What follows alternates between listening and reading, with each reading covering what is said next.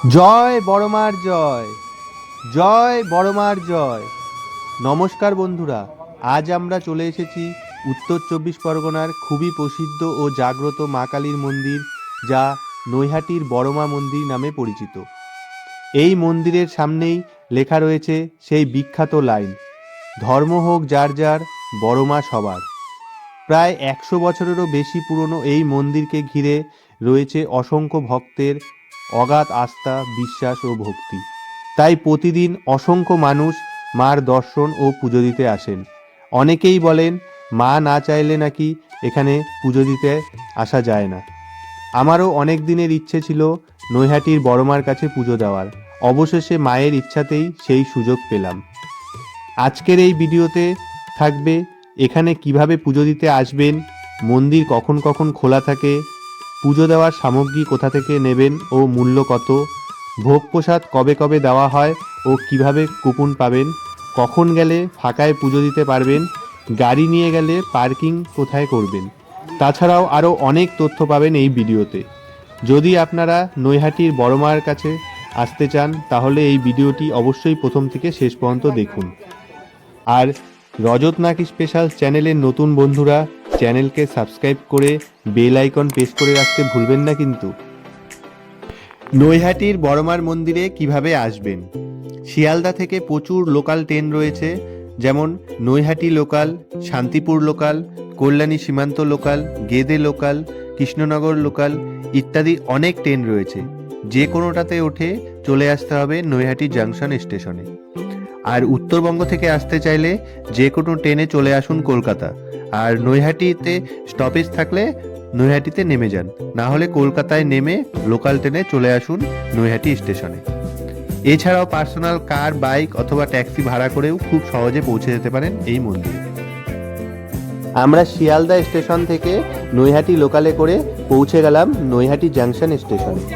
স্টেশনে পৌঁছে যে প্ল্যাটফর্মেই নামুন না কেন ওভারব্রিজ দিয়ে 1 নম্বর প্ল্যাটফর্মে চলে আসতে হবে।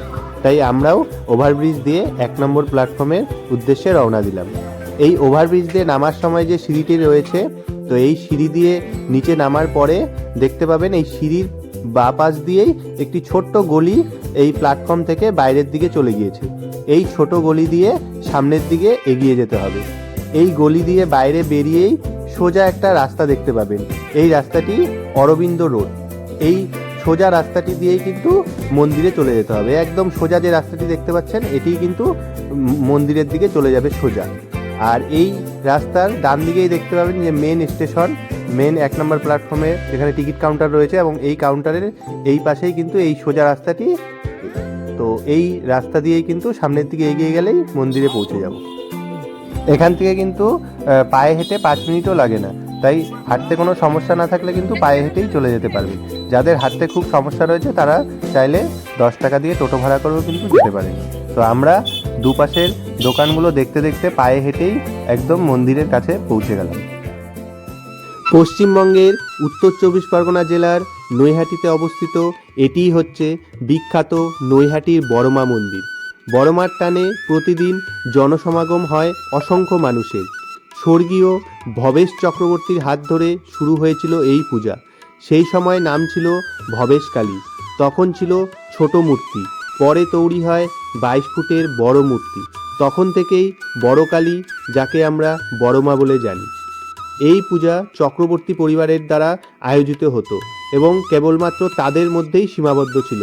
কিন্তু বছরের পর বছর ধরে বড় কালীর জনপ্রিয়তা বৃদ্ধি পাওয়ার সাথে সাথে পুজোটি সাধারণ মানুষের জন্য উন্মুক্ত করা হয় এবং মূর্তিটির নামকরণ করা হয় বড়মা। আর আপনারা দেখে নিন, এই মন্দিরের সামনেই লেখা রয়েছে সেই বিখ্যাত লাইন, ধর্ম হোক যার যার, বড়মা সবার। পুজো দেওয়ার সামগ্রী কোথা থেকে নেবেন? এই মন্দিরের অপোজিটেই বিভিন্ন দোকান রয়েছে, তাছাড়াও আরও অনেক আশেপাশে দোকান রয়েছে। আপনারা যে কোনো দোকান থেকেই নিতে পারেন। তো এখানে 31 টাকা থেকে শুরু করে 31 টাকা, 51 টাকা, 101 টাকা, 151, 201 এবং উপরে যত বেশি আপনারা নিতে পারেন। আর এই দোকানগুলোতেই কিন্তু আপনারা জুতো রেখে আপনারা কিন্তু পুজো দিতে যেতে পারবেন। আমরাও এখান থেকে পুজোর সামগ্রী নিয়ে নিলাম। এখন আমরা পুজোর সামগ্রী নিয়ে পুজো দেওয়ার জন্য মন্দিরের ভেতরে প্রবেশ করব।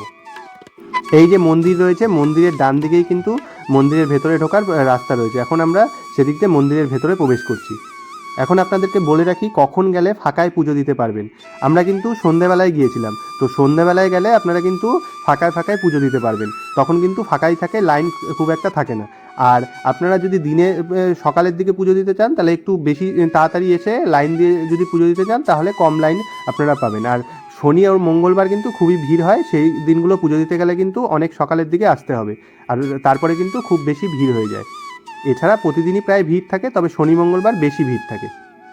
মন্দিরে প্রবেশ করতে করতে আপনাদেরকে জানিয়ে রাখি মন্দিরে পুজো দেওয়ার সময় প্রতিদিন সকাল 8টা থেকে দুপুর 1টা পর্যন্ত মন্দির খোলা থাকে ও দুপুর 1:30টা থেকে দুপুর 2:30টা অবধি খোলা থাকে, এবং তারপরে বিকেল 4টা থেকে রাত্রি 8টা অবধি খোলা থাকে। আর সন্ধ্যা আরতির সময় হচ্ছে সন্ধ্যা 6টার পর।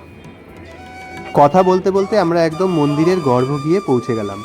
2023 সালে পূজার 100 বছর পূর্তিতে দেবীর উদ্দেশ্যে নিবেদিত একটি নতুন মন্দির উদ্বোধন করা হয়। একই বছর কালী পূজার দিন কৌষ্টিক পাথর দিয়ে তৈরি বড়মার নতুন প্রতিমা প্রাণ প্রতিষ্ঠা করা হয়। চলুন তাহলে এখন মন্দিরে বড়মার পুজো কেমন করে হয় সেটা আপনারা দেখে নিন। জয় বড়মার জয়, জয় বড়মার জয়।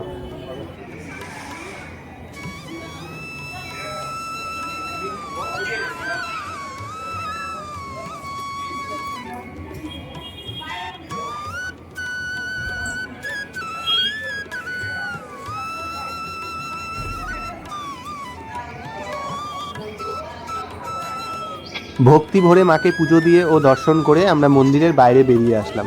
মন্দিরের বাইরে আশেপাশে কিন্তু বিভিন্ন দোকান রয়েছে, আপনারা চাইলে এখান থেকে বিভিন্ন কিছু কেনাকাটা করতে পারেন। মায়ের ছোট বড় বিভিন্ন আকারের ছবি রয়েছে, আপনারা বাড়ির আত্মীয় স্বজনের জন্য ও নিজেদের জন্য কিন্তু বিভিন্ন ছবি এখান থেকে নিয়ে যেতে পারেন। আমরাও এখানের দোকানগুলো খুব ভালো করে ঘুরে দেখলাম, মায়ের ছবি সহ বিভিন্ন জিনিস কেনাকাটা করলাম। নৈহাটি স্টেশন থেকে সোজা রাস্তা দিয়ে যখন মন্দিরে এসেছেন সেই রাস্তাটি মন্দিরের পরে যে সোজা চলে যাচ্ছে সেই রাস্তাটি কিন্তু সোজা গেলে গঙ্গায় যাবে। তো এই মন্দিরে আসলে কিন্তু আপনারাও একবার গঙ্গা ঘুরে যেতে পারেন। তো আমরাও মন্দির থেকে সোজা গঙ্গার দিকে এগিয়ে চললাম। হেঁটে যেতে যেতে আরেকটা তথ্য দিয়ে রাখি, ভোগ প্রসাদ কবে কবে দেওয়া হয় আর ভোগ প্রসাদ গ্রহণের কুপন কিভাবে সংগ্রহ করবেন। ভোগ প্রসাদ প্রতি সোমবার, বুধবার ও শুক্রবার এই 3 দিন দেওয়া হয়। এই ভোগ প্রসাদ গ্রহণের কুপন পেয়ে যাবেন মন্দিরের পাশ থেকে। প্রতি সোম, বুধ ও শুক্র সকাল 10টা থেকে 11টা পর্যন্ত এই কুপন বিনামূল্যে দেওয়া হয়। যেহেতু কুপন সংখ্যা সীমিত থাকে তাই কিন্তু 10:15 থেকে 10:30টার মধ্যেই সব কুপন শেষ হয়ে যায়, তাই আপনাদেরকে কুপন নিতে হলে অনেক তাড়াতাড়ি লাইনে দাঁড়াতে হবে। আর এই মন্দিরে যে পুজো দেওয়ার লাইন আছে তার পাশেই কিন্তু কুপনের আলাদা করে লাইন হয়, সেই লাইনে দাঁড়িয়ে আপনি কুপন সংগ্রহ করতে পারেন। কুপন পেয়ে গেলে আপনাদেরকে 1টা পর্যন্ত ওয়েট করতে হবে। 1টার সময় মন্দিরের উপরে এই কুপন দেখিয়ে আপনারা বসে কিন্তু মায়ের ভোগ গ্রহণ করতে পারবেন। হেঁটে হেঁটে পৌঁছে গেলাম একদম গঙ্গার সামনে। এই গঙ্গার ওপাশেই রয়েছে চুঁচুড়া। আপনারা যদি কেউ চুঁচুড়া থেকে আসতে চান তাহলে কিন্তু খুব সহজেই এই ফেরি করে গঙ্গা পার করে এপাশে এসে বড়মার কাছে পুজো দিয়ে যেতে পারেন। আমরা গঙ্গার সামনে পৌঁছে গঙ্গার জলের ছিটে গায়ে নিয়ে নিলাম। এই গঙ্গা নদীর পাশেই এখানে অনেকে মানত করে বিভিন্ন জিনিস বিভিন্ন সুতো বেঁধে যায়, এবং যদি মানত পূরণ হয় সেগুলো আবার এখানে এসে খুলে যায়। এই যে দেখুন অনেকেই বেঁধে গিয়েছে। আর এই পাশেই রয়েছে ফাঁকা জায়গা। আমি যে বলেছিলাম যে 2 চাকা বা 4 চাকা নিয়ে আসলে পার্কিং কোথায় করবেন, এখানেই কিন্তু পার্কিং আপনারা করতে পারেন যদি 4 চাকা নিয়ে আসেন। তো আমরা এই গঙ্গাটা খুব ভালো করে একটু ঘুরে দেখলাম। গঙ্গা ঘুরে আমরা ফেরার সময় দেখলাম এখানে একজন কাঁকড়া বিক্রি করছিল, এই যে দেখুন কাঁকড়া, তো অনেকে কিনছিল, তো আমরা সেটা দেখলাম। এরপরে আবার আমরা মন্দিরের দিকে এগিয়ে চললাম। এই মন্দিরে কিন্তু কখনো কখনো সন্ধ্যাবেলাতেও বিভিন্ন প্রসাদ দেওয়া হয়। আমরা যেদিন গিয়েছিলাম সেদিনও প্রসাদ দিচ্ছিল, এই যে আপনারা চাইলে কিন্তু এখান থেকে প্রসাদ সন্ধ্যাবেলাতেও প্রসাদ সংগ্রহ করতে পারেন। জয় বড়মার জয়, জয় বড়মা বলে আমার এই ভিডিওটি এখানেই শেষ হচ্ছে। এই ভিডিওটি নিয়ে কোনো প্রশ্ন থাকলে নিচে কমেন্ট বক্সে লিখে আমাকে জানাবেন। ভিডিওটি ভালো লাগলে লাইক শেয়ার করবেন, আর রজত নাকি স্পেশাল চ্যানেলকে সাবস্ক্রাইব করে বেল আইকন প্রেস করে রাখতে ভুলবেন না কিন্তু। আবার দেখা হবে নতুন কোনো ভিডিও নিয়ে। ততক্ষণ সকলে ভালো থাকবেন, সুস্থ থাকবেন। ধন্যবাদ।